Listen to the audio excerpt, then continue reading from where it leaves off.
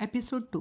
अशोक के साथ डिनर पर जाते समय रास्ते में कार में वर्षा ने अशोक को अपने पर्स वापसी की सारी दास्तान सुनाई और साथ में ही राहुल के बारे में जितना उसने बताया था सब कुछ वैसे ही बता दिया। अशोक वो नेवी के आदमियों जैसी वर्दी पहने था, उसकी पीक कैप भी नेवी जैसी थी और उसे विश्वास हो गया था उसी को तुमने खंडर इमारत में फर्श पर छेद पड़ा देखा था। शायद नहीं हुआ था, हो गया होता तो कहानी ही ख़त्म हो जाती। आ, वो ऐसा लगता था कि कोई दूसरा आदमी उसके साथ था ही नहीं, जबकि वो फिक्रमंद दूसरे आदमी के लिए था। क्यों? क्योंकि वो बीमार था या घायल था या दोनों बातें थी। उसे किसी की मदद की ज़रूरत थी और पता है वो चाहता था कि मैं उसके साथ खंडर इमारत पर वापस जाऊं जहां मैंने उसे पड़े हुए देखा था। तो तुम्हें जाना चाहिए था। अरे कैसे चली जाती, तुम नहीं आने वाले थे और फिर एक अजनबी के साथ मैं ऐसे जाती तो तुम बाद में गुस्सा होते। अगर तुमने उसका कोई अता पता पूछा होता तो हम अब उसके पास जा सकते थे। मुझे क्या जरूरत पड़ी थी उसका अता पता पूछने की? भाई वो तुम्हारा पर्स लौटाने आया था। जो शख्स आपके काम आए आपको भी उसके काम आना चाहिए। तो अब क्या मैं सारी बम्बई में उसे ढूंढते फिरूं? फिलहाल सारी बम्बई में ढूंढने की जरूरत नहीं है। मतलब जहाँ वो तुम्हें साथ ले जाना चाहता था वहाँ वो अकेला गया हो सकता है। कहाँ? मैंगलोर स्ट्रीट की खंडर इमारत में। लाइटर की मध्यम रोशनी के सहारे राहुल ने तहखाने में कदम रखा। तहखाना सीलन और दुर्गंध भरा था और पता नहीं कब से किसी इंसान के बच्चे ने वहाँ कदम नहीं रखा था। उसकी तलाश बेमानी थी, लेकिन अब क्योंकि वो बाकी की सारी इमारत में घूम चुका था उसने वहाँ का भी चक्कर लगा लेना ज़रूरी समझा था। वो वापस सीढ़ियों की तरफ बढ़ा। उसने पहली सीढ़ी पर कदम रखा ही था कि एकाएक वो वहीं ठिठक गया। ऊपर से किसी के चलने की आवाज़ें आ रही थीं। वो कान लगाकर सुनने लगा। उसे महसूस किया कि ये आवाज़ भारी जूतों की थी और दूसरी सैंडल की ठक ठक की। यहाँ तो कोई भी नहीं है। पता नहीं वो यहाँ आया ही नहीं या आकर चला गया। उत्तर में एक स्त्री स्वर ने कुछ कहा जिसे राहुल समझ न सका। हो सकता है हमारी आहट पाकर कहीं छुप गया हो, मैं आवाज़ लगाती हूँ। वो फिर एक क्षण खामोश रहा। मिस्टर राहुल, राहुल रामचंदानी, राहुल साहब। वो बाहर क्यों नहीं निकल रहा? मारुति राव दबे स्वर में बोला। कभी तो निकलेगा ना, रोबीरो बोला। वो इसलिए बाहर नहीं निकल रहा क्योंकि वो धोते है। ज़रूर अभी वो इतना ही दमखम जमा कर पाया होगा कि तहखाने से निकलकर ऊपर आ सके। अभी साले, अगर वो धोते हैं तो पहली मंजिल पर वो अपनी ऐसी की तैसी कराने गया था। लेकिन बकवास बंद। एक बार कह दिया, 1000 बार कह दिया, वो धोते नहीं हो सकता था। धोते मर चुका है, उसकी लाश उठकर चल फिर नहीं सकती। लाश तहखाने में गिर गई होने की तुम्हारी बात मैं मान सकता हूँ, बस इसके अलावा और कुछ नहीं। मारुति राव खामोश रहा। उसने बेचैनी से पहलू बदला। हम अहमक हैं, एकाएक रोबिलो बोला। क्या? हम 2 लोग हैं और दोनों पिछवाड़े में खड़े हैं। मारुति राव तुम यहीं रहना, मैं सामने सड़क पर जा रहा हूँ। लेकिन मैं यहाँ अकेला। बकवास बंद, आंखें खुली रखना। बहुत ही ज़रूरी समझो तो दौड़ कर मेरे पास आ जाना, समझे? मारुति राव ने बड़ी अनिच्छापूर्ण ढंग से सहमति में सर हिलाया। सामने सड़क पिछली गली की तरह अंधेरी नहीं थी। मोड़ पर पहुंचते ही रोबीरो ठिठक गया। खंडर इमारत के टूटे फाटक के ऐन सामने एक सफ़ेद मारुति कार खड़ी थी। वो हिम्मत करके कार के करीब पहुंचा। कार खाली थी। उसने इमारत के भीतर की तरफ निगाह दौड़ाई। भीतर कहीं एक जुगनू सा चमक रहा था। हिम्मत करके वो भीतर दाखिल हुआ। वो दबे पांव बरामदे में पहुंचा। सावधानी से उसने भीतर झांका। भीतर एक युवक और युवती मौजूद थे। युवक के हाथ में माचिस की जलती हुई तीली थी, जिसकी रोशनी युवती के सुंदर गोरे चेहरे पर पड़ रही थी कि तभी तीली बुझ गई। रोबिरो की जान में जान आई। उसकी निगाह में रहस्य हल हो गया था। भीतर मौज मस्ती मारने के लिए तन्हाई का तलबगार एक नौजवान जोड़ा मौजूद था। रोबिलो जानता था ऐसे जोड़े रात के अंधेरे में वहां आते रहते थे। मारुति राव साला खामखा बात का बतंगड़ बना रहा था और वो चुपचाप वापस लौट पड़ा। राहुल ने अपने नाम की पुकार का जवाब दिया और जल्दी से तहखाने से निकलकर ऊपर पहुंचा। यही है वो, वर्षा ने दबे स्वर में अशोक को बताया। तुम यहाँ? राहुल ने हैरानी से बोला। हाँ, हम तुम्हारी ही तलाश में यहाँ आए थे। ये अशोक हैं, मेरे मंगेतर, जिसके बारे में मैंने तुम्हें बताया था। अशोक का कहना था कि तुम्हारे अनुरोध पर मुझे तुम्हारे साथ यहाँ आना चाहिए था। Oh, so nice of you to have come. कोई बात बनी? अशोक ने पूछा। राहुल ने इनकार में सर हिलाते हुए कहा, मैंने तुम्हें यहाँ पड़े देखा था। हैरानी है कि ऐसी बेहुदा सर्द जगह पर मैं दीन दुनिया से बेखबर पड़ा था। मेरा पर्स जरूर यहीं गिरा था। अब बाद में अगर तुमने उसे अपने ओवरकोट की जेब में से बरामद किया था तो निश्चय ही वो तुम थे। अकेला? जब मैंने तुम्हें यहाँ देखा था तब तुम अकेले थे। अलबत्ता 2 जने उसी वक्त यहाँ से निकलकर बाहर गए थे। कमाल है। यहाँ से तो निकलो, अब यहाँ पर खड़े रहने का क्या फ़ायदा। और तीनों बाहर की तरफ आ गए। मिस्टर राहुल, अशोक ने कहा, अब अपने साथी की तलाशी का ख्याल छोड़ दो। कल रात तुम्हारे साथ कोई नहीं था। ज़रूर नशे में तुमने कोई सपना देखा होगा। पिछले कमरे में खून के निशान थे और मेरे ओवरकोट पर भी खून के निशान थे। राहुल बुदबुदाया, जबकि मेरा तो कहीं से खून नहीं बहा। वो खून किसी जानवर का भी हो सकता था। नहीं, मेरे साथ कोई था और वो घायल था। उसका माथा फूटा हुआ था। आदमी कोई धुआं नहीं होता जो चुटकियों में गायब हो जाए। कल रात कोई मेरे साथ था और मैं उसे ढूंढ कर रहूँगा। पर यहाँ तो कोई नहीं है। हाँ, यहाँ तो कोई नहीं है। यहाँ का तो अभी मैंने चप्पा चप्पा छाना है। यहाँ कोई होता तो हो ही नहीं सकता था, वो मुझे दिखाई ना देता। अशोक ने असहाय भाव से गर्दन हिलाई। जैसे मैडम की दुआ से मुझे ये मालूम हुआ कि मैं कल रात यहाँ था, वैसे ही अगर मुझे ये मालूम हो जाए कि यहाँ से निकलने और अपने होटल पहुँचने के बीच में कहाँ कहाँ गया था, तो मेरा ख्याल है कि वो मिस्ट्री हल हो सकती है। इस मिस्ट्री का यही हल है कि कल रात तुम्हारे साथ कोई नहीं था। Sorry, I can not accept that. Okay, यहाँ से चलो, हम ढूंढवाते हैं तुम्हारा आदमी। अशोक निर्णयात्मक स्वर में बोला। मारुति राव को साथ लेकर रोबीरो जिस वक्त गली के दहाने पर पहुंचा, ऐन उसी वक्त अशोक की कार निकोल रोड से गुजरी। ये वही कार है जिसके बारे में मैंने अभी तुम्हें बताया था, रोबीरो जल्दी से बोला। ये 3 कैसे हो गए? मारुति राव ने पूछा। तू तो कह रहा था भीतर बस एक नौजवान जोड़ा था। रोबिलो ने जवाब नहीं दिया। रोबिलो? मारुति राव एकाएक घबरा कर बोला। वो धोते था। कौन धोते था? जो उस कार की पिछली सीट पर बैठा था। तूने उसकी सूरत देखी थी? नहीं नहीं, लेकिन वो धोते के सिवाय और कोई नहीं हो सकता था। तूने लड़के लड़की को इमारत के भीतर देखा और वापस लौट आया। तू अगर थोड़ी देर और रुका होता ना तो तूने ज़रूर देखा होता कि वो धोते से टकरा गए थे और इसी वजह से उनके मौज मेले के प्रोग्राम में बाधा आ गई। अगर वो धोते हैं तो वो उनके साथ कहाँ जा रहा है? अरे वो नहीं जा रहा, उसे ये लोग लेकर जा रहे हैं। कहाँ? हॉस्पिटल? मारुति राव? रोबेले ने दांत पीस कर कहा। साले हरकट, तू खामखा मुझे फिक्र में डाल रहा है। अबे वो धोते नहीं हो सकता, वो मर चुका है। तो उसकी लाश कहाँ गई? हम तहखाना देखने आए थे, जो कि अभी तक हमने नहीं देखा। अब जैसे तू कह रहा है, हो सकता है लाश तहखाने में होगी। अब नहीं होगी, वो धोते को सफ़ेद कार में ले गए। वो धोते नहीं था, उनका कोई यार दोस्त होगा जो उन्हें खंडर इमारत में मिला होगा। रोबिलो अब खामोश हो गया। उसके चेहरे पर उलझन और परेशानी के साफ भाव थे। हम इस कार का पीछा भी तो नहीं कर सकते। आसपास कोई सवारी भी नहीं। पीछे जा पाते तो खट से पता लग जाता कि कार में कौन था। वो धोते था।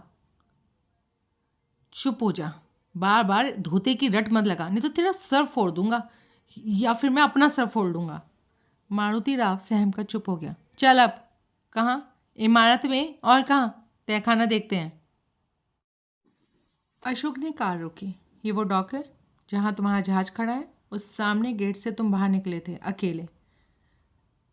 सामने इशारा करते हुए राहुल से संबोधित अशोक ने कहा। राहुल ने सहमति में सर हिलाया। प्रिंसेस बार का तो अब हमें पता है कि तुम वहाँ गए थे। मैं ग्राहम रोड के एक बार में भी आ गया था, लेकिन मुझे वो अच्छा नहीं लगा। ग्राहम रोड डेमेलो रोड के रास्ते में आता है। हम यहाँ से लेकर डेमेलो रोड तक के हर बार में चलते हैं और फिर देखते हैं कि किसी जगह को देखकर तुम्हें कुछ याद आता है या नहीं। ऐसे ही मालूम होगा कि तुमने पिछली रात के राही को कहाँ से पिक किया था। प्रिंसेस बार का बारमैन कहता था कि मैं वहाँ अकेला आया था। तुम्हारी साथी की तरफ तवज्जो नहीं गई थी, या तुम्हारा साथी प्रिंसेस बार में तुम्हारे साथ दाखिल होने के बाद थोड़ी देर के लिए तुमसे पिछड़ गया था। राहुल ने हिचकिचाते हुए सहमति में सर हिलाया। इस रहस्य से पर्दा उठाने का यही तरीका है दोस्त, कि हर जगह की खाक छानी जाए जहां तुम पिछली रात को गए थे। आप लोग मेरी वजह से खामखा जहमत उठा रहे हैं। कोई जहमत नहीं। सच पूछो तो अब हमें भी एक अनोखे एडवेंचर में मज़ा आ रहा है, क्यों वर्षा? वर्षा ने सहमति में सर हिलाया, पर वो अशोक पर हैरान थी। वो इस बात का जिक्र तक नहीं कर रहा था कि घर से वो डिनर के लिए निकले थे। इमारत में, तहखाने में और कहीं और लाश नहीं थी। अब क्या कहता है, कहाँ गई लाश? मारुति राव बोला, यहाँ से निकल। लाश सफ़ेद कार में उस नौजवान जोड़ी के साथ गई। इस बार रोबिरो ने उसका विरोध नहीं किया। चुपचाप चलते हुए दोनों ने मैंगलोर स्ट्रीट पार की और प्रिंसेस बार में पहुंचे। वेटर को ड्रिंक लाने का इशारा करते हुए वो एक खाली मेज़ पर जा बैठे। तभी एक व्यक्ति वहां पहुंचा। वो कोई 50 साल का खिचड़ी दाढ़ी वाला, सूरज से ही काइयाँ लगने वाला आदमी था। वे दोनों उसे पहचानते थे। उसका नाम चंपकलाल था। वो कंपनी का आदमी था और उसका ओहदा कंपनी के प्यादों और मटका एजेंटों से तनिक ऊंचा था। कैसे हो गोवानी भाई? चंपकलाल ने पूछा। बढ़िया, तुम सुनाओ। तुम कैसे हो मारुति राव? अच्छा हूँ। आज किस फराक में हो तुम दोनों? बार में आते हो जाते हो लेकिन टिकते कहीं नहीं हो। अब टिके हैं ना? तुम्हें हमसे क्या काम है? कोई ख़ास काम तो नहीं, यूँ एक बात पूछनी थी। और लोगों से भी पूछी थी, सोचा तुमसे भी पूछ लूँ, शायद तुम्हें कुछ मालूम हो। क्या? धोते कहाँ हैं? धोते? हाँ हाँ, जानते हो ना उसे? हाँ, खूब अच्छे से जानते हैं। मुझे उससे कुछ काम है, वो मिल नहीं रहा। दोपहर से उसे ढूंढ रहा हूँ। हम खुद उसे ढूंढ रहे हैं। मारुति राव का सांस सूखने लगा। उसे लगा कि रोबिलो चंपकलाल को लाश की तलाश की बाबत बताने लगा है। अच्छा, तुम दोनों क्यों ढूंढ रहे हो? अरे वो मटका लगाने के लिए, और किस लिए? हो। तभी वेटर ड्रिंक ले आया। रोबिनो ने चंपकलाल को ड्रिंक ऑफर किया तो बोला, नहीं नहीं, अभी नहीं, अभी मुझे थोड़ा काम है। मुझे हर हाल में धोते का कोई अता पता मालूम करना है। बंदरगाह के सारे इलाके में पूछताछ करनी होगी। पता नहीं कहाँ मर गया कमबख्त। आज सुबह तो वो यहाँ था, एकाएक बेटा बोला। ऐसा नहीं हो सकता, मारुति राव के मुंह से निकल गया। फिर वो घबरा कर अपनी ज़बान काटने लगा। तो मुझे गलती लगी होगी, ज़रूर कल सुबह रहा होगा वो यहाँ। और ये कहकर वेटर चला गया। चंपकलाल कुछ क्षण अपलक मारुति राव को देखता रहा और फिर बोला, मारुति राव, तुमने गारंटी से कैसे कहा कि आज सुबह वो यहाँ हो नहीं सकता था? क्योंकि रोबिलो मारुति राव से पहले बोल पड़ा, हम सुबह से उसे तलाश कर रहे हैं ना। अगर वो यहाँ होता तो हमें मिला नहीं होता। और तुम दोनों क्यों तलाश कर रहे हो उसकी? कई के दाव का माल भी तो हासिल करना है ना साहब उससे। किस नंबर पे लगा था? हाँ, तभी तो हम उसे सुबह से तलाश कर रहे हैं। कौन से नंबर पर लगाया था, सिंगल या डबल? रोबिलो ने मारुति राव की तरफ देखा। डबल। मारुति राव जल्दी से बोला। ऐसी बातों का वो ज़्यादा पता रखता था। और क्या नंबर निकला था? 46। कितना रोकड़ा लगाया था? 20 रुपया। और तुमने? मैंने भी 20। हम दोनों मिलकर मटका लगाते हैं ना। हो, मैं चलता हूँ, लेकिन तुम घबराओ नहीं। धोते मिले ना मिले, तुम्हारी जीत का पैसा तुम्हें ज़रूर मिलेगा। अच्छा, कब? कल धोते की जगह कोई दूसरा मटका एजेंट लगा दिया जाएगा। शुक्रिया। चंपकलाल चला गया तो दोनों मुँह अपने अपने जाम पर झपटे जैसे कि बसों के प्यासे हों।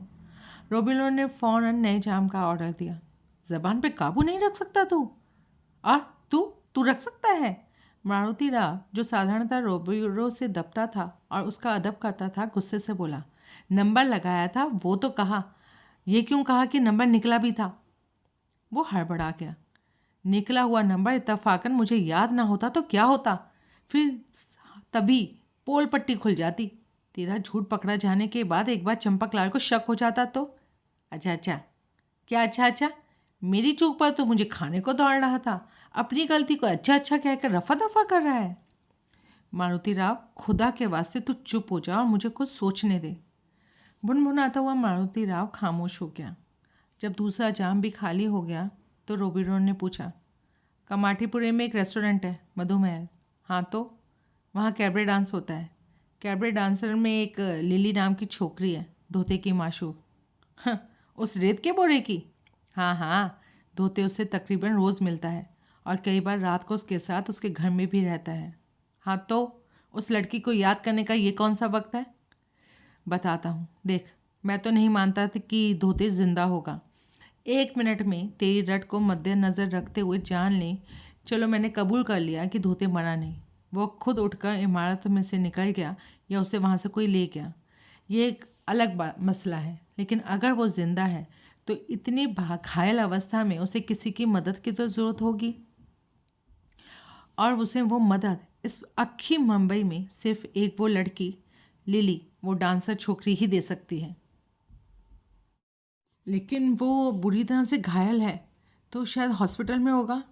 हाँ, तो भी उसने लिली को ज़रूर याद किया होगा, ज़रूर तलब किया होगा। हो सकता है वो अभी भी बेहोश हो।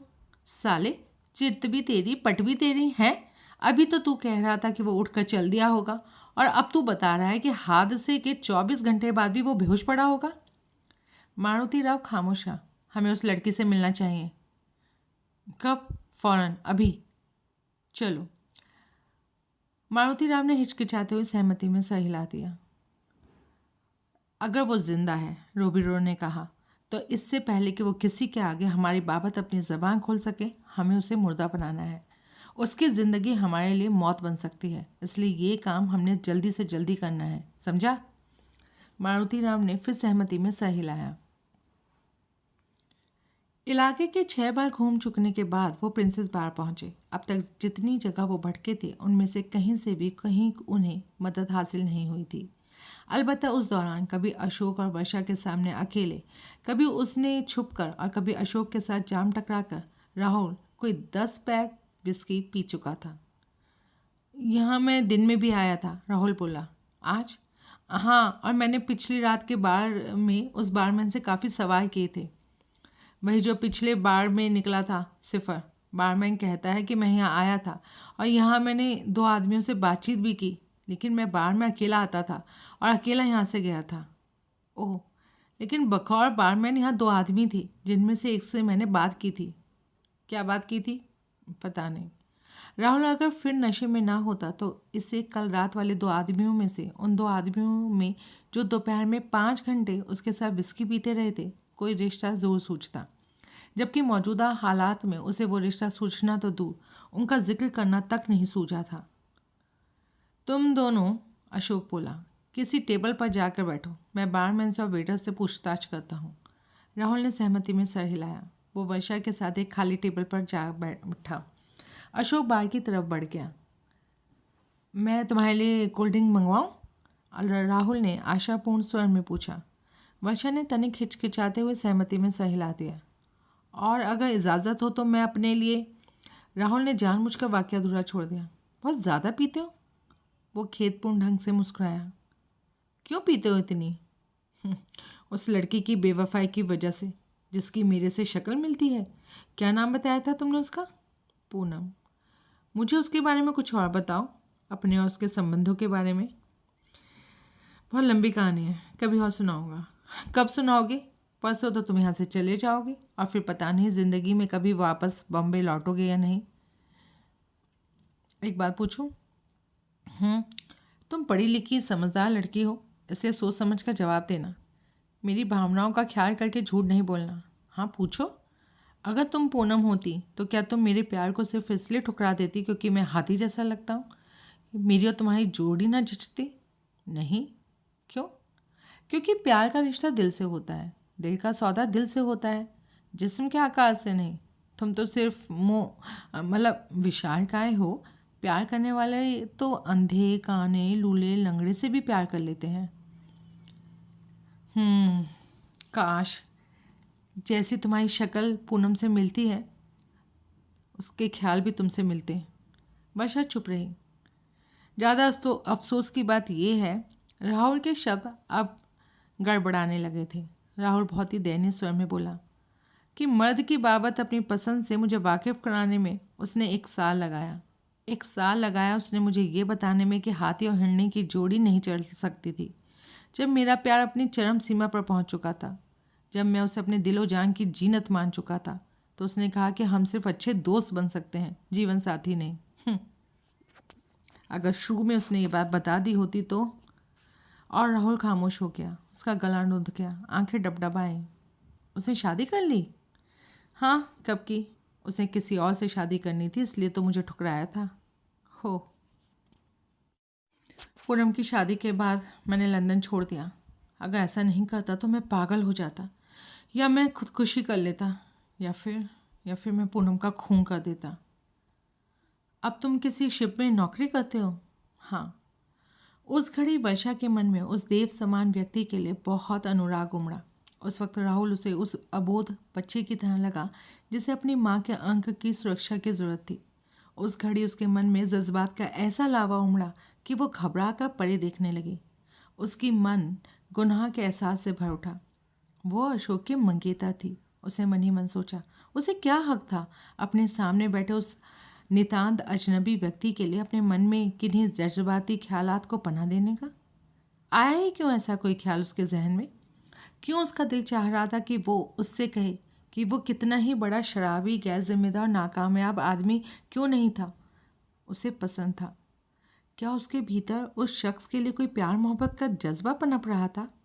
नहीं नहीं, ऐसे कैसे हो सकता था? लेकिन उस अजनबी के किसी सम्मोहन में जकड़ी तो चली जा रही थी वो। और ये सम्मोहन भी क्यों? जो शख्स आज ही उससे मिला था और 2 दिन बाद हमेशा के लिए बम्बई से रुखसत हो जाने वाला था, उसके प्रति ऐसा सम्मोहन भी क्यों? किसी अजनबी के लिए मन में ऐसी भावना लाना क्या उस शख्स के साथ नाइंसाफ़ी नहीं थी जिससे वो प्यार करती थी, जो उसका मंगेतर था और वो उससे शादी करने वाली थी? क्यों उसे ऐसा लग रहा था कि अभी सिर्फ 5 मिनट पहले अशोक घटके नाम का जो शख्स उससे अलग हुआ है, या जो उसका भावी पति था, जब वो लौट कर आएगा तो नितांत अजनबी हो जाएगा? तभी एक वेटर उनकी टेबल पर पहुंचा। राहुल के इशारे से उसे एक विस्की का डबल पैक और साफ शब्दों में एक कोल्ड ड्रिंक लाने का आदेश दिया। चंपकलाल बार काउंटर पर मौजूद था। वो कोने के एक स्टूल पर बैठे अपने रम चुसक रहा था। बारमैन जान उसके करीब आया। बाप, वो धीरे से बोला। उसके स्वर में रहस्य का ऐसा पुट था कि चंपकलाल ने फौरन अपने गिलास पर से सर उठाया। क्या है बाप? उधर वो बाजू वाली टेबल पर जो परी जैसी बाइक के साथ एक भैंसे जैसा आदमी बैठा ला, उसे देखा? ये सेलर दोपहर में भी इधर आयला था। अपना नाम राहुल बताया इसने। अब तब अपने गोबानी भाई और उसका जोड़ीदार मारुति राव इससे खूब घुट घुट कर बातें करेला था। ये भैंसों का यार है? नको बाप, ये तो सेलर है। शिप के साथ इधर आयला है और शिप के साथ ही चले जाने का। तो फिर वो दोनों इससे घुट घुट कर बातें क्यों कर रहे थे? कोई वजह नहीं, तभी तो अपन तुमने को इस सेलर की बाबत बताएला। जब कोई वजह नहीं हो तो ज़रूर कोई वजह होती है, बरोबर बोला। चंपकलाल खामोश रहा। तब तक उसकी मुकम्मल तवज्जो रम की तरफ थी, लेकिन अब वो रम और उस विशाल काय सेलर में बट गई। अशोक वापस लौटा। भाई, मैंने खूब पूछताछ कर ली है। वो एक कुर्सी घसीट कर वर्षा और राहुल के बीच में बैठता हुआ बोला। तुम्हारा रात का राही तुम्हें कम से कम यहाँ तो नहीं मिला था।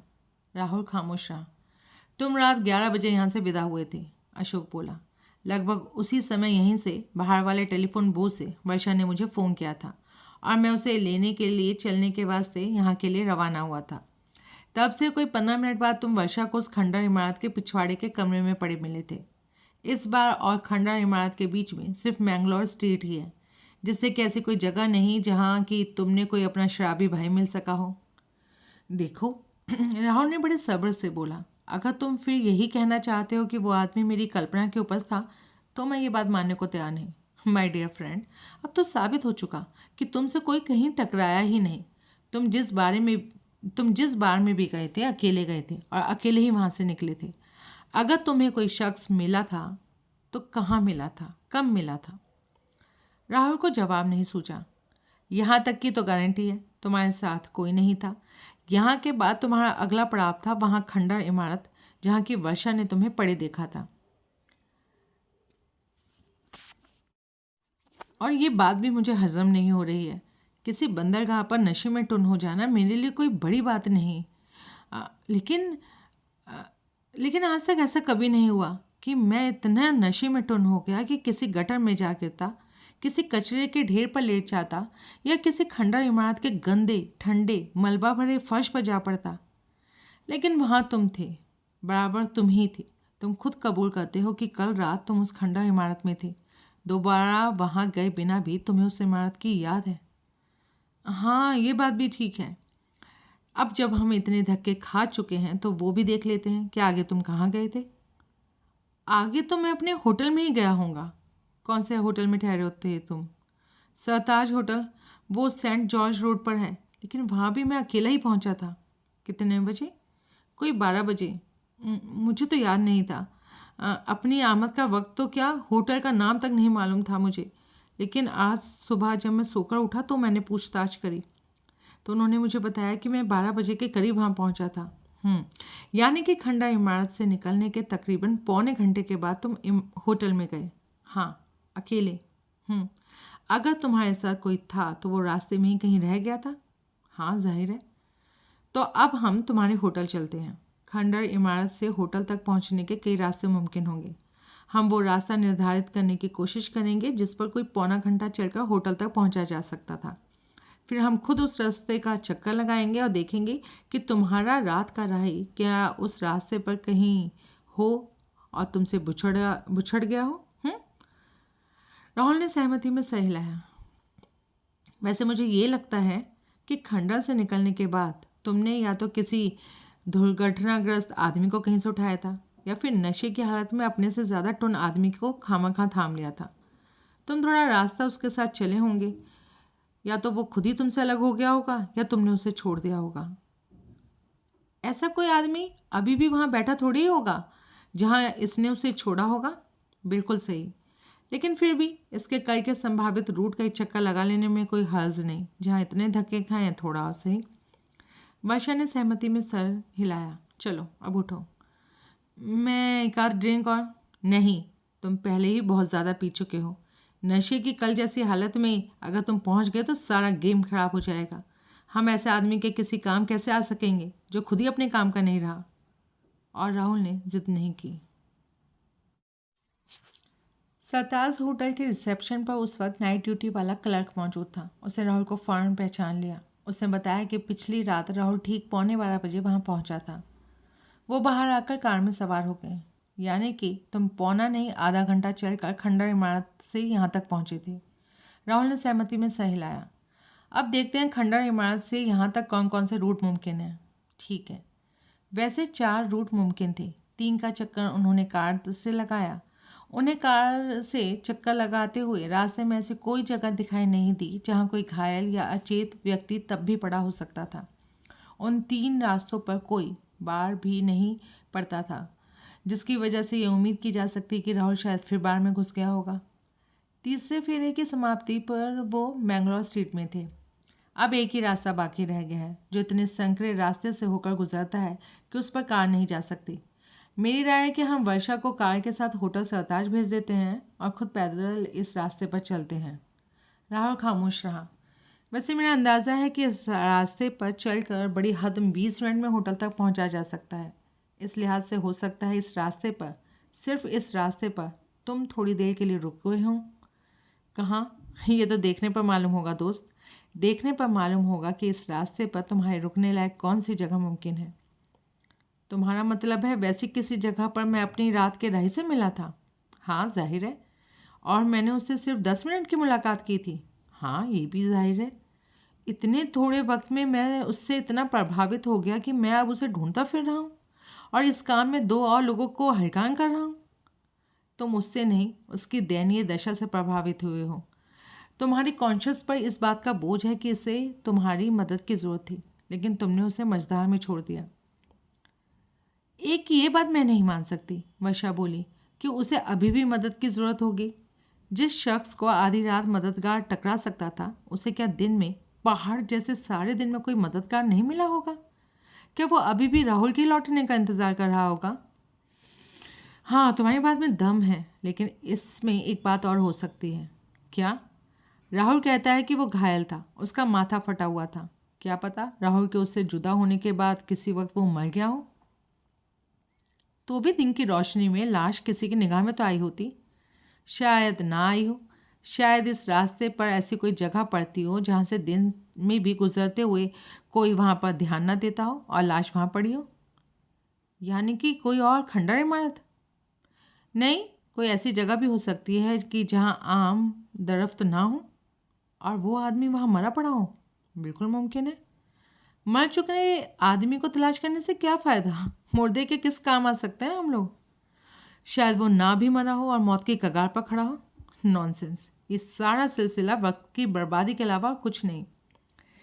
अब जब इतना वक्त बर्बाद हो ही गया है तो थोड़ा और सही। लेकिन अगर अब भी कोई नतीजा हासिल नहीं हुआ तो हम समझेंगे कि या तो ऐसा कोई आदमी था ही नहीं। नहीं, आदमी तो था, शर्तिया था। राहुल बीच में ही बोल पड़ा। था तो, अशोक ने कहा, वो अब किसी मदद का तलबगार नहीं रहा। या तो वो मर गया या उठकर कहीं चल दिया। मैं थक गई हूँ। आई अंडरस्टैंड, तभी तो हम वॉक के लिए तुम्हें साथ नहीं ले जा रहे। और मुझे भूख भी लगी है। वो तो मुझे भी लगी है। बस सिर्फ आधा घंटा और। तुम कार पर राहुल के होटल पहुँचो, हम भी बस वहाँ पहुँच रहे हैं। वर्षा ने सहमति में सर हिलाया। वो कार के साथ वहाँ से विदा हो गई और अशोक बोला, चलो इमारत के भीतर। भीतर किस लिए? मेरा अनुमान है कि तुम सामने के रास्ते से बाहर नहीं निकले थे। तुम सामने के रास्ते से बाहर निकले होते तो मैंने या वर्षा ने तुम्हें ज़रूर देखा होता। वर्षा ने तुम्हें भीतर पड़े देखा था, लेकिन थोड़ी ही देर बाद जब मैं वर्षा के साथ भीतर पहुंचा था तो तुम वहाँ नहीं थे। इससे साफ जाहिर होता है कि तुम पिछवाड़े के रास्ते से बाहर निकले थे। तो हम एक घटना को रिकंस्ट्रक्ट करने की कोशिश कर रहे हैं, तो उसे मुनासिब तरीके से करना चाहिए। इसमें टाइम का सही अंदाज़ा भी लगेगा। अच्छी बात है। दोनों इमारत में दाखिल हुए। पिछवाड़े के कमरे में पहुंचकर अशोक ने घड़ी में टाइम नोट किया और वो आगे बढ़े। इस बार उन्होंने ऐन वही रास्ता पकड़ा जिस पर अपने नशे की हालत में पिछली रात राहुल जनकराज धोते को संभाल कर चला था। रास्ते में खस्ताहाल कारों का कब्रिस्तान लगने वाला अंधेरा मैदान भी आया, लेकिन वो उस पर कदम रखने के स्थान पर उसके पहलू से होकर उधर बढ़े जिधर रोशन रास्ता था। अशोक के ख्याल से आधी रात को राहुल अकेला या फिर अपने किसी साथी के साथ उस अंधेरे मैदान से नहीं गुजरा हो सकता था। अपना वो ख्याल उसने अगर राहुल पर जाहिर किया होता तो शायद राहुल को याद आ ही जाता कि असल में पिछली रात उसके पांव उस अंधेरे मैदान में ही पड़े थे। वर्षा कार से होटल में पहुंच गई थी। उसका इरादा कार में ही बैठे रहने का था, लेकिन वो जल्दी ही बोर हो गई। वो कार से निकली और इधर उधर चहलकदमी करने लगी। तभी होटल का रिसेप्शन क्लर्क बाहर आया। राहुल साहब कहाँ हैं? क्यों, क्या बात है? वो आपके साथ नहीं लौटे? नहीं, उन्हें लौटने में अभी थोड़ा वक्त लगेगा। क्या बात है? असल में अभी थोड़ी देर पहले एक आदमी उन्हें पूछता हुआ यहाँ आया था। कौन आदमी? देखने में कैसा था? वो कोई 51 साल का खिचड़ी दाढ़ी वाला आदमी था। उसे मिस्टर राहुल की बाबत उनका नाम लेकर पूछा था। अच्छा, हैरानी है। उन्हें तो मैं और मेरे मंगेतर के अलावा इस शहर में कोई जानता ही नहीं। वो जानता था, वो नाम भी जानता था और ये भी जानता था कि राहुल साहब किसी शिप का पर्सर थे। बड़ी कमाल की बात है। अच्छा, एक बात बताओ, उस आदमी के माथे पर जख्म या चोट का कोई निशान था? नहीं। तो वो परेशान, घायल या बीमार लगता था? बल्कि उसके मुंह से तो रम की गंध आ रही थी। लेकिन वो नशे में नहीं था। नहीं, वो तो एकदम से चौकस था। यानी कि वर्षा ने मन ही मन सोचा, राहुल का रात का राही तो वो शख्स नहीं था। क्या कहा उसने? वो कल आने के लिए कहा था। कल आने के लिए नहीं, आज आने के लिए बोला था। अच्छा, इतनी रात गए? ठीक है, मैं मिस्टर राहुल को इस बारे में बता दूंगी। क्लर्क ने सहमति में सर हिलाया, वापस होटल में दाखिल हो गया। वर्षा चहलकदमी करने लगी और सोचने लगी कि वो आदमी कौन हो सकता है। तभी राहुल और अशोक पहुंचे और उनके चेहरे से साफ जाहिर था कि उनकी सारी मेहनत बेकार गई। वर्षा ने राहुल को उस व्यक्ति के बारे में बताया जो उसकी गैर हाजिरी में उसे मिलने की नीयत से आया था। मुझसे मिलने कौन आ सकता है? शायद तुम्हारा रात का रहे। नहीं, वर्षा ने कहा, वो कोई 51 साल का खिचड़ी दाढ़ी वाला आदमी था। लेकिन मेरे जोड़ीदार की कोई दाढ़ी नहीं थी, मुझे अच्छे से याद है। हो सकता है वो तुम्हारे रात के राह का कोई संगी साथी हो जो अपने दोस्त की तरफ से तुम्हारा शुक्रगुजार करने आया हो। पर उसे मेरा नाम कैसे मालूम? हो सकता है नशे में तुमने बता दिया हो। और पता, इस होटल में पहुंचने से पहले तो मुझे खुद नहीं मालूम था मैं यहाँ आने वाला हूँ। मैं तो इस होटल के वजूद से भी वाकिफ़ नहीं था। हो सकता है उसने आसपास के सारे होटलों में पूछताछ की हो, केवल शुक्रिया करने के लिए। हाँ, क्यों नहीं, लेकिन मैं उसके लिए कुछ कर तो सका ही नहीं था। शायद तुमने कुछ किया हो लेकिन तुम्हें याद ना हो। नहीं, मैंने तो उल्टे उसे नुकसान पहुंचाया हो सकता है मैंने उसे किसी सुरक्षित जगह से उठाया हो और ऐसी जगह पर डाल दिया हो जहां वो सिर्फ अपनी लाचार और बेसहारा हालत में रहा हो। तुम उसके जितने काम आ सकते थे आ गए। अशोक, तभी वर्षा बोली, जब तुम लोग पीछे थे और मैं यहाँ अकेली बोर हो रही थी तो मैंने इस सारी चीज़ों को फिर से सोचा। मुझे एक बात सूझी। कल तुम्हें फ़ोन कर चुकने के बाद जब मैं मैंगलोर स्टेट्स में कदम रखा तो कोई मेरा पीछा कर रहा था। उस आदमी के डर से मैंने खंडर इमारत में ये सोचकर कदम रखा था कि जब मेरे पीछे आधा आदमी सड़क पर से गुजर जाएगा तो मैं बाहर आ जाऊंगी। तो वो गुजर गया था। वो तो इमारत के सामने ही ठिठक गया था और उसने तभी मेरे सामने इमारत से बाहर निकले दो आदमियों से बातचीत करनी शुरू कर दी थी। दो आदमी? ये दो आदमियों का जिक्र किसी न किसी संदर्भ में बार बार आ जाता है। पता नहीं ये दो आदमियों के कई जोड़े हैं या एक ही जोड़े का कई जगह दखल है। अच्छा, तुम आगे बढ़ो, क्या कह रही थी तुम? राहुल ने तनिक बेसब्रेपन से बोला। हाँ, तो मैं ये कह रही थी कि तुम भीतर फर्श पर बेहोश पड़े थे। मेरी चीख सुनकर तुम्हारी तंद्रा टूटी थी। तुमने फर्श पर पड़ा मेरा पर्स देखा था, जो कि हो सकता है बेध्यानी में उठाकर अपने ओवरकोट की जेब में डाल लिया हो। मैंने जब अशोक के साथ इमारत में दोबारा कदम रखने से पहले जब तुम वहाँ से बाहर निकले थे तो तुमसे वही आदमी टकरा गया था जो कि मेरे पीछे लगा हुआ था। मिस्टर, वही आदमी था जो कि कल तुम्हारा रात का राही बना था और जिसकी नाकाम तलाश हम अभी करके हटे हैं। कल तुम्हारा कोई पीछा कर रहा था? राहुल होठों में बुदबुदाया। ये मुझे नहीं पता कि वो इत्तफाकन मेरे पीछे आ रहा था या जानबूझकर मेरे पीछे लगा हुआ था।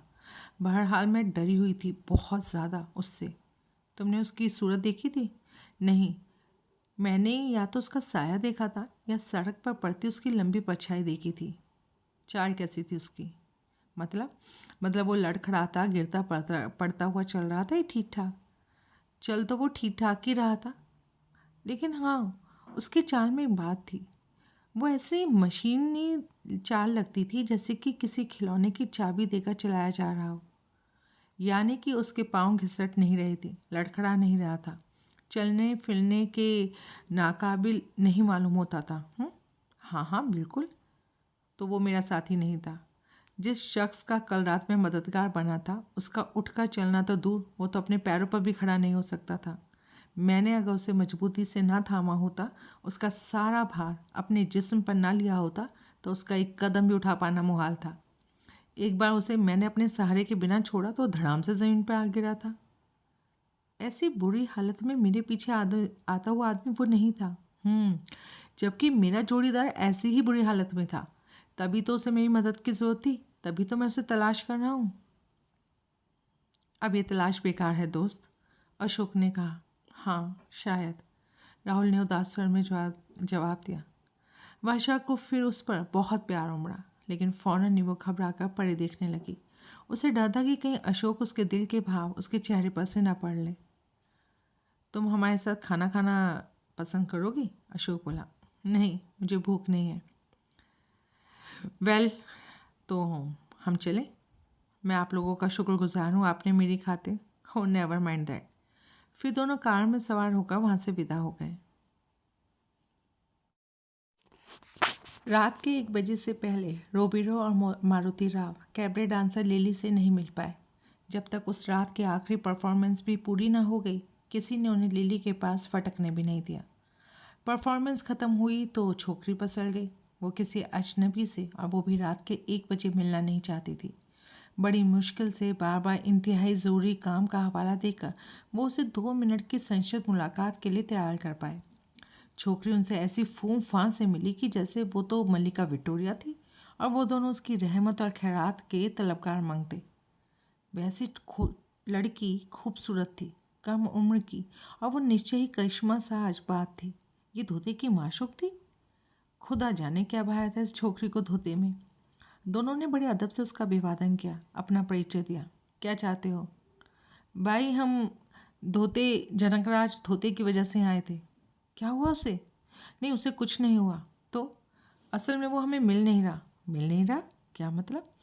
वो ऐसी किसी जगह पर नहीं है जहाँ वो अक्सर हुआ करता है। हम सुबह से उसे तलाश रहे हैं। क्यों तलाश कर रहे हो? पुलिस वाले हो? हम आपको पुलिस वाले लगते हैं? बिल्कुल भी नहीं। तो फिर बताओ, तुम क्यों तलाश कर रहे हो धोते को? वो हमने कल मटके का नंबर लगाया था, हमारा नंबर निकला है, लेकिन जीत की रकम हासिल करने के लिए हमें धोते नहीं मिल रहा।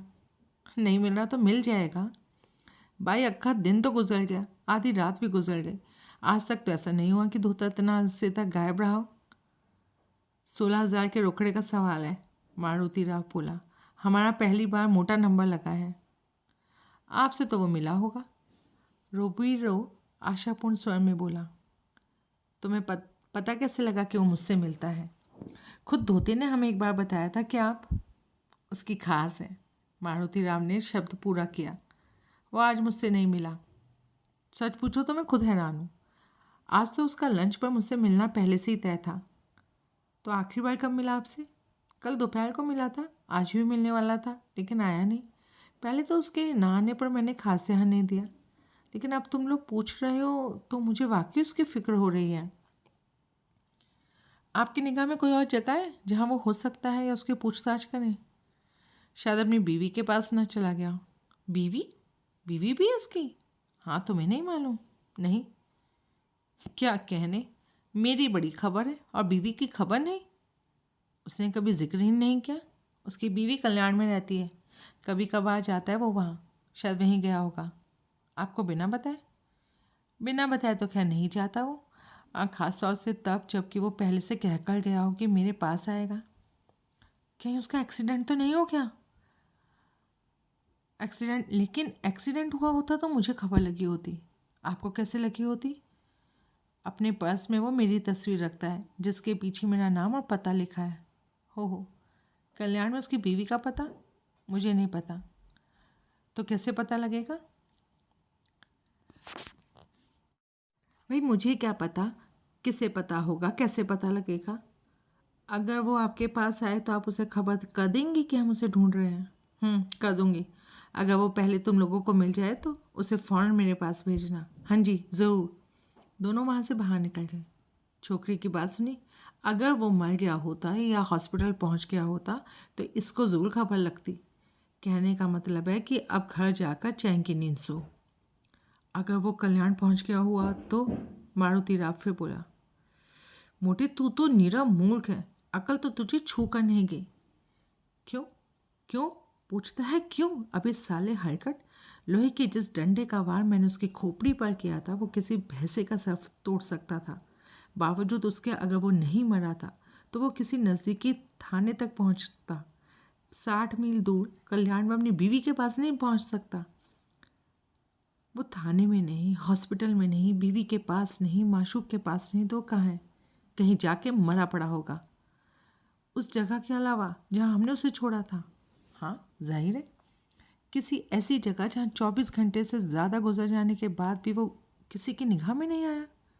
हाँ, क्योंकि अगर वो मुर्दा भी बरामद हुआ होता तो उसकी जमा तलाशी ज़रूर हुई होती, तब खबर उसकी छोकरी तक ज़रूर पहुँचती। पर ऐसी जगह कौन सी हो सकती है?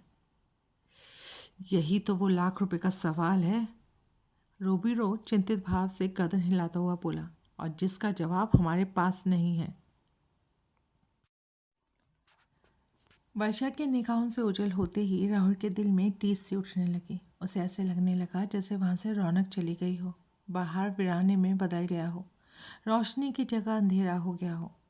ऐसा महसूस होने की कोई वजह नहीं थी, लेकिन फिर भी उसे ऐसा महसूस हो रहा था।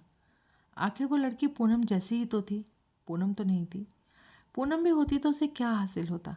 वही जो पहले हासिल हुआ था, जिल्लत, रुसवाई, टुकड़ा टुकड़ा दिल।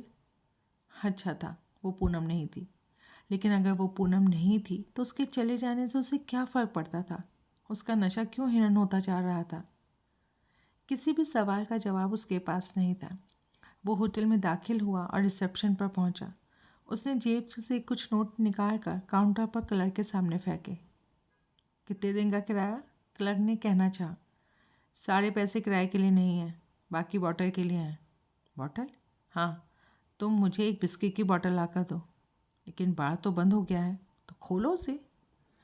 राहुल के स्वर में कहे का ऐसा पुट था कि क्लर्क सहमत होकर पीछे हट गया। यस सर, आप कमरे में चलिए, मैं इंतज़ाम करता हूँ। और सुनो, एक नहीं 2। Okay sir. राहुल घूमा और अपने कमरे की तरफ बढ़ चला। दूसरा दिन। अगले रोज़ दरवाजे पर निरंतर पड़ती दस्तक की आवाज़ से उसकी नींद खुली। वो उठकर बैठ गया। उसे महसूस किया कि वो तब भी नशे की तरंग में था, लेकिन वो तरंग आनंद की नहीं थी। उसका सर फिरकनी की तरह घूम रहा था और कनपटियों में खूब धाड़ धाड़ बज रहा था। उसने करीब पड़ी मेज़ पर निगाह डाली। वहाँ एक बॉटल खाली हुई लुढ़की पड़ी थी और दूसरी भी उसने कम से कम खोल ली हुई थी। दरवाजे पर अभी भी दस्तक पड़ रही थी। आता हूँ भाई, वो उठता हुआ बोला। लड़खड़ाता सा वो दरवाजे तक पहुंचा। उसने जाकर दरवाजे की चटकनी सरकाई और बिना ये देखे कि कौन आया था वापस आकर पलंग पर ढेर हो गया। दरवाज़ा खुला और चंपक लाल ने भीतर कदम रखा। हेलो, मेरा नाम चंपक लाल है। राहुल ने बड़ी मेहनत से अपनी निगाहों को स्थिर करके उसे देखा। उसकी खिचड़ी दाढ़ी को उसने खास तौर से नोट किया। तुम कल भी आए थे? कल रात को, आधी रात के आसपास। हाँ, चंपकलाल बोला। बैठो। वो एक कुर्सी पलंग के करीब घसीट कर बैठ गया। तुम नहीं जानते हो? मुझको जानते हो तुम? नहीं, चंपकलाल बोला। तुम भी मुझे नहीं जानते, लेकिन एक दूसरे को जान लेने में क्या देर लगती है। अब जान जाएंगे तो एक दूसरे के काम भी आएंगे। यहाँ तक क्यों पहुँचे? मेरा नाम और पता कैसे पता? प्रिंसेस बार के बारमैन की मेहरबानी से। उससे तुम्हारा नाम मालूम था। उसे कैसे मालूम? तुमने बार में किसी को बताया होगा, उसने सुन लिया होगा। उसने तुम्हें ये भी कल कहते सुना था कि तुम किसी शिप पर पर्सर हो। मैंने आसपास के होटलों से पूछना शुरू किया। राहुल नाम के लंबे चौड़े डील डॉल वाला सेलर कहाँ ठहरा हुआ था। थोड़ी पूछताछ में काम बन गया। विस्की पियोगे? नहीं, पीते नहीं? पीता तो हूँ, लेकिन सवेरे सवेरे नहीं। जब पीना है तो सुबह क्या शाम क्या। हाँ, ये भी ठीक है। राहुल ने मेज़ पर से 3/4 से ज़्यादा भरी बोतल उठाई और उसके मुंह को मुंह लगाकर एक घूंट भरा। अपना नाम मैंने किसे बताया था? उसने पूछा। तुमने रोबीरो और मारुति राव नाम के 2 साहिबान को, जिनके साथ कल तुम प्रिंसेस बार में विस्की पीते रहे थे। तुम उनको जानते हो? हाँ, अच्छी तरह से। मुझे पता लगा कि कल बार में वो दोनों लफंगे जबरन तुमसे चिपक रहे थे। लफंगे? और ठग भी। ज़रूर वो दोनों तुम्हें कोई थूक लगाने की फिराक में थे। थूक लगाने को मेरे पास रखा ही क्या है? कुछ तो ज़रूर रखा होगा। खामखा तो वो किसी अजनबी से चिपकने वाले हैं नहीं। अच्छा, तुम वाकई विस्की नहीं पियोगे? नहीं, इस वक्त बिल्कुल नहीं। राहुल ने एक घूंट और पिया। उसके गले में आग लग गई। कलेजा फूक गया। आंतें त्राही त्राही कर उठी, लेकिन साथ ही सर घूमना और कनपटियों में खून बचना बंद हो गया। यहाँ क्यों आए हो? मैं ये जानना चाहता हूँ कि वो दोनों तुमसे क्यों चिपक रहे थे। ये बंदरगाह का इलाका है। यहाँ रोज़ दर्जनों की तादाद में सेलर आते हैं और चले जाते हैं। वो दोनों ठग हैं, लेकिन तुम कहते हो कि तुम्हारे पास ठगने लायक कुछ नहीं। इस लिहाज से उन दोनों की तुम्हारे में खास दिलचस्पी की कोई खास वजह होनी चाहिए। होगी भी। क्या वजह है? मालूम नहीं। फिर क्या बात बनी? तुम एकदम घूंट नहीं लगाओगे? नहीं, शुक्रिया। राहुल ने एक घूंट और पिया। 2 आदमी, हर जगह 2 आदमी। यानी कि तुम कल से पहले भी उन दोनों से मिल चुके हो? हो सकता है, नहीं भी हो सकता। दरअसल परसों रात मैं बहुत नशे में था, इसलिए मुझे कुछ ठीक से याद नहीं। परसों रात नशे में मैं मैंगलोर स्ट्रीट की खंडा इमारत में था। वो लड़की कहती है कि मैं वहाँ था। राहुल तब भी कम नशे में नहीं था। अगर वो होशो हवास में होता तो शायद चंपकलाल से बात भी करना ज़रूरी ना समझता, लेकिन उस वक्त वो खामखा परसों रात के तमाम वाक़यात चंपकलाल के सामने दोहराए जा रहा था। वो मेरा रात का राही मेरे साथ था, जो मेरी मदद के बिना चल पाना तो दूर अपने पैरों पर भी खड़ा नहीं हो सकता था। बेचारे का चेहरा फक था, माथा फूटा हुआ था कौन वो? क्या पता कौन था, लेकिन बेचारा था बहुत खस्ता हालत में। उसकी उस खस्ता हालत को मद्देनज़र रखते हुए किसी सुरक्षित जगह पहुंचाने के लिए मैंने उसे खंडर से निकाला था। कहाँ पहुंचाया तुमने उसे? मन ही मन राहुल के सत्संग में धोते की कल्पना करते हुए चंपकलाल ने सवाल किया। कहीं भी नहीं, बेचारा मझधार में कहीं छूट गया, रास्ते में बिछड़ गया। ओह, चंपकलाल को अफसोस हो रहा था कि सुबह सवेरे भी राहुल नशे में था। वो अपने होशो हवास में होता तो निश्चय ही बहुत मानीखेज बातें करता। लड़की कहती है कि मैं भीतर खंडर में पड़ा था। राहुल यूं बोलता जैसे बड़बड़ा रहा हो। वो आदमी पता नहीं कहाँ से टपका था और मेरा रात का साथी बन गया। वो कहती है कि खंडर में मेरे साथ 2 जने और भी थे। अगर वो तुम्हारे साथ थे तो तुम्हें मालूम होगा कि वो कौन थे। ज़रा याद कर दोस्त, ज़रा दिमाग पर जोर लगाओ बाप। वो दोनों रोबीरो और मारुति राव तो नहीं थे? मुझे नहीं मालूम, मैंने उन्हें देखा थोड़ी था। लेकिन जब वो तुम्हारे साथ थे तो? लड़की कहती है कि वो मेरे साथ थे, मैंने नहीं। लड़की ने उन्हें तब खंडर से बाहर निकलते देखा था, जबकि लड़की के कहने के मुताबिक मैं तो भीतर फर्श पर बेहोश पड़ा था। तब धोते कहाँ था? धोते? कौन धोते? तुम किसी धोते को नहीं जानते? मैंने तो ये नाम भी पहली बार सुना है। चंपकलाल ने एक आहासी भरी। क्या गोरखधंधा था? मेरे ख्याल से तुम घूंट लगा ही लो, राहुल बोला। नहीं शुक्रिया। अच्छा वो लड़की कौन थी? लड़की? कौन लड़की? जिसका अभी तुमने जिक्र किया था, जिसने तुम्हें खंडर इमारत में बेहोश पड़े पाया था। ओ वो लड़की। कौन थी वो? तुम क्यों पूछ रहे हो उसके बारे में? यूं ही, कोई ख़ास वजह नहीं। क्यों पूछ रहे हो? अरे बताने में कोई हर्ज है? शायद हो, शायद ना भी हो। तुम्हें क्या पता? चंपकलाल खामोश हो गया। राहुल उसकी समझ से बाहर था, तो वो एकदम ऐसा काठ का उल्लू मालूम होता था, नशे की वजह से जिसकी रही से अकल भी मारी गई हो, या कभी वो एक नंबर का धूर्त लगता था। राहुल ने विस्की का एक घूंट और पिया। जिस अज्ञात भावना से प्रेरित होकर उसने अपने सामने बैठे अजनबी को लड़की के बारे में कुछ भी न बताने की जिद पकड़ी थी, उसे वो खुद भी समझ नहीं पा रहा था। बस वो सिर्फ इतना महसूस कर रहा था कि वर्षा के ख्याल में भी उसके साथ किसी शख्स की हिस्सेदारी होनी चाहिए थी। चंपकलाल को लगने लगा था कि अब उसकी यहाँ पे और दाल गलने वाली नहीं है।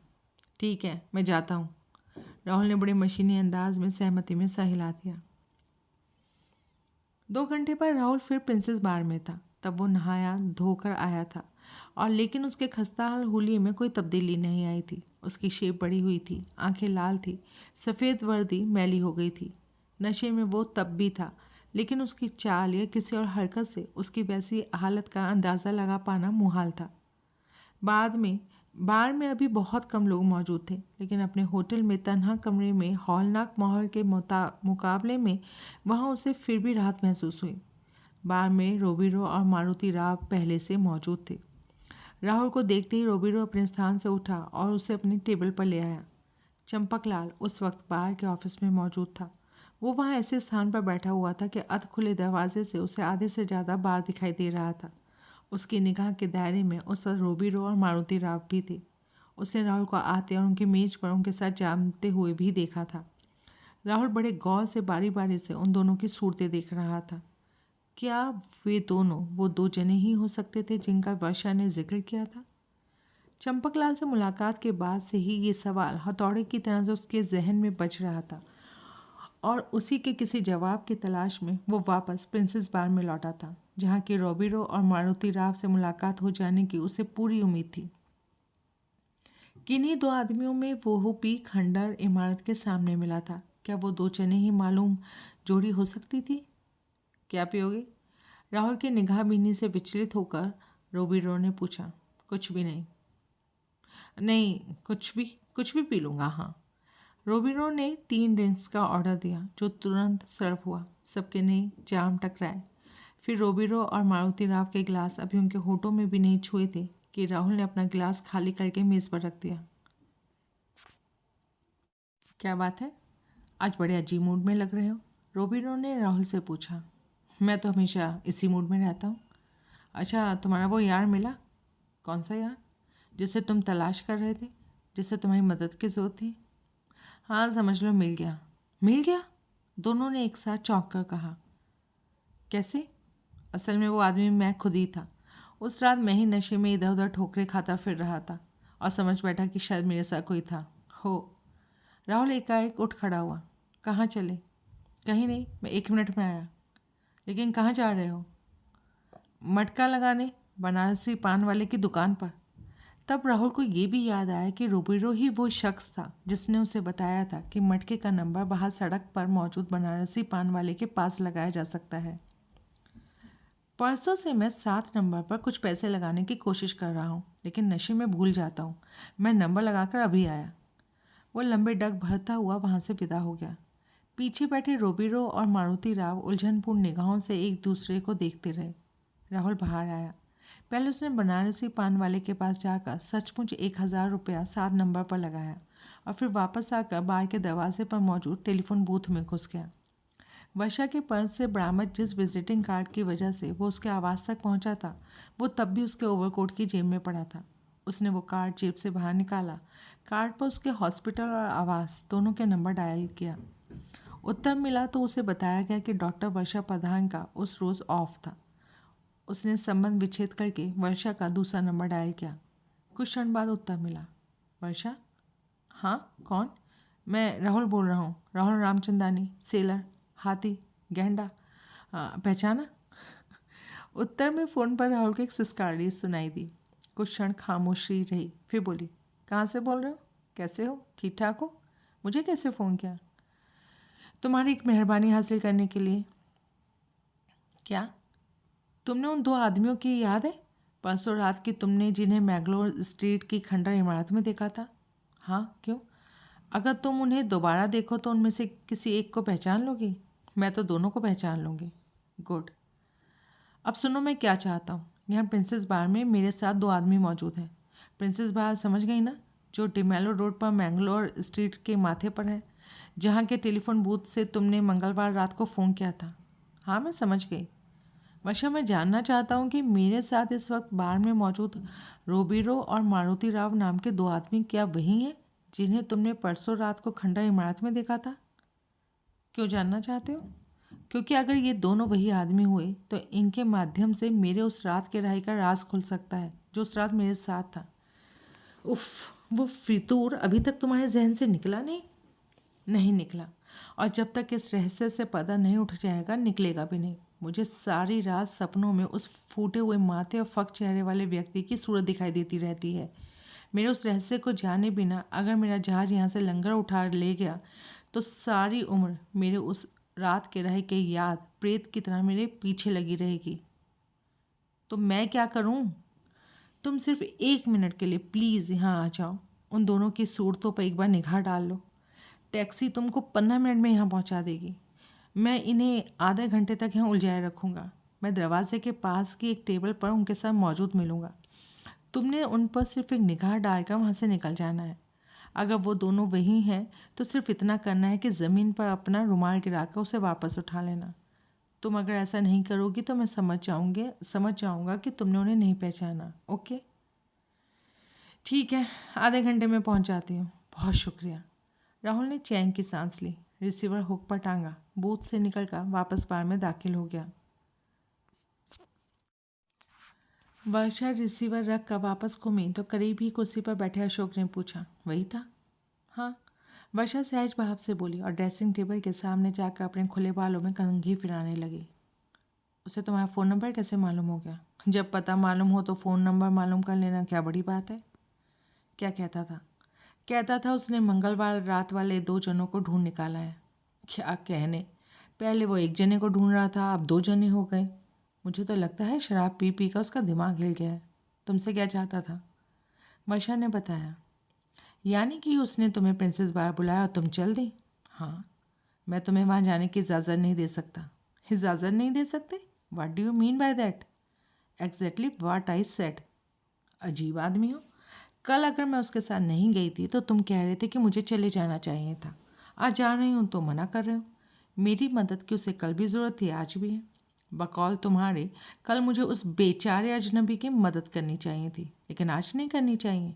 और ये बात मुझे वो शख्स कह रहा है जो खुद कल आधी रात तक उसके खातिर बंदरगाह के इलाके की खाक छानता फिर रहा था। वो मेरी गलती थी। जो गलती हो चुकी उसे दोबारा दोहराना ज़रूरी नहीं होता। कल मुझे इस बात का एहसास नहीं हुआ था कि शक्ल से जितना सीधा और शरीफ वो लगता है असल में है नहीं। अब उसकी तुम्हारी किसी हम शक्ल की कहानी भी मुझे फर्जी लगती है। खूबसूरत लड़कियों से हमदर्दी हासिल करने का ये उसका पुराना स्टंट मालूम होता है। कमाल है, रात रात में इतने खिलाफ हो गए तुम उसके। मैं नशेबाज आदमी पर भरोसा नहीं कर सकता। ऐसा आदमी नशे में पता नहीं क्या कर बैठे। ऊपर से साला तुम्हें देखता ऐसा है जैसे कि आंखों से दिल में भर रहा हो। ओह, तुम जेलस हो रहे हो, वही समझ लो। तुम मेरी होने वाली बीवी हो। मैं जल रहा हूँ या बेजा जिद कर रहा हूँ या बेहुदा निर्णय ले रहा हूँ, मैं नहीं चाहता कि तुम उस शख्स से मिलने जाओ। और अगर तुम फिर भी गई तो बहुत बुरा होगा। इससे ज़्यादा साफ शब्दों में मैं कुछ और नहीं कह सकता। उसे मेरी मदद की ज़रूरत है और तुम्हारे होने वाले पति को तुम्हारी फर्माबरदारी की।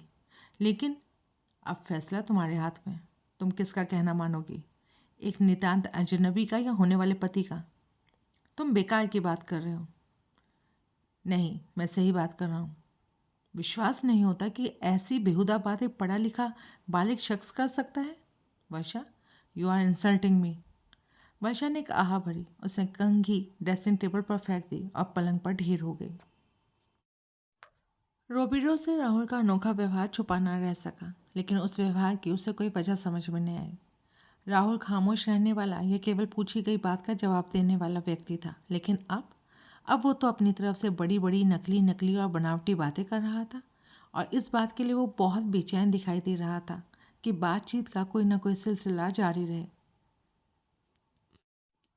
रह रह कर उसकी निगाह बाहर के दरवाजे की तरफ उठ जाती थी। जैसे पिछले रोज़ वो राहुल को अपने में उलझाए रखने की कोशिश करते रहे थे, वैसी कोशिश उन्हें आज राहुल करता दिखाई दे रहा था और ये बात रोबिरो को बहुत उलझन में डाल रही थी।